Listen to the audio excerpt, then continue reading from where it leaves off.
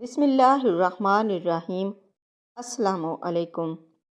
امیر المومنین حضرت عمر فاروق رضی اللہ عنہ جب شام سے مدینہ لوٹے تو ایک رات اپنی رعایا کا حال و احوال جاننے کے لیے تنہا گشت پر نکلے۔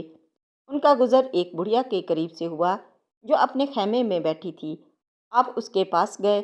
بڑھیا نے آپ سے پوچھا، ارے میاں، عمر کا کیا ہوا؟ آپ رضی اللہ عنہ نے جواب دیا، وہ شام سے بخیر و عافیت واپس لوٹ آیا ہے۔ بڑھیا نے کہا، میری طرف سے تو اللہ تعالیٰ اسے کوئی بہتر بدلہ نہ دے۔ آپ نے فرمایا، وہ کیوں؟ بڑھیا نے کہا، وہ جب سے امیر المومنین بنا ہے اس کی طرف سے ہمیں کوئی درہم ملا ہے نہ کوئی دینار۔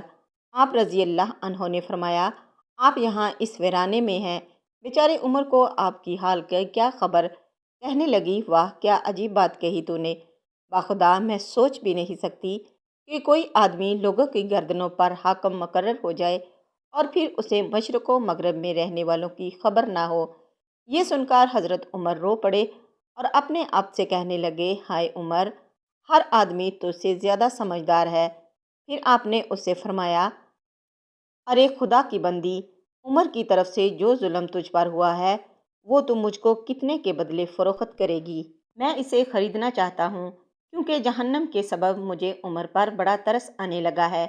بڑھیا بولی، خدا آپ کا بھلا کرے، برائے مہربانی مجھ سے مذاق نہ کیجیے، بھلا ظلم بھی کسی نے خریدا؟ آپ رضی اللہ عنہ نے فرمایا، میں مذاق نہیں کر رہا۔ آپ اس سے اس کا دکھ اور اس کی مظلومیت خریدنے پر اصرار کرتے رہے یہاں تک کہ آپ نے 25 دینار کے بدلے اس سے اس کا دکھڑا خرید لیا۔ ابھی آپ بڑھیا سے باتیں کر ہی رہے تھے کہ اچانک حضرت علی المرتضیٰ رضی اللہ عنہ اور حضرت ابن مسعود رضی اللہ عنہ آپ کے قریب آئے اور کہا، امیر المومنین، آپ کو ہمارا سلام۔ امیر المومنین کا لفظ سن کر بڑھیا کے اوسان خطا ہو گئے۔ اس نے یہ کہتے ہوئے اپنا ہاتھ سر پر دے مارا، ہائے میری کم بختی، میں امیر المومنین کو منہ پر گالی دے بیٹھی۔ حضرت عمر نے اس سے فرمایا، خدا تجھ پر رحم کرے، کوئی بات نہیں۔ پھر آپ نے لکھنے کے لیے دائیں بائیں کاغذ کا ٹکڑا تلاش کیا مگر کوئی ٹکڑا آپ کو نہ ملا۔ مجبوراً آپ نے پیوند شدہ قمیض کا ٹکڑا پھاڑا اور اس پر درج ذیل سطریں تحریر فرمائیں، بسم اللہ الرحمن الرحیم۔ یہ اس بات کی تحریر و تجویز ہے کہ جب سے عمر حاکم بنا ہے اس دن سے لے کر فلاں تاریخ تک بڑھیا کے ساتھ جس قدر ناانصافی ہوئی وہ عمر نے 25 دینار کے بدلے خرید لی ہے۔ اب بڑھیا میدان حشر میں خدا کے سامنے عمر کے خلاف کوئی دعویٰ نہیں کرے گی۔ عمر اس سے بری ہو چکا۔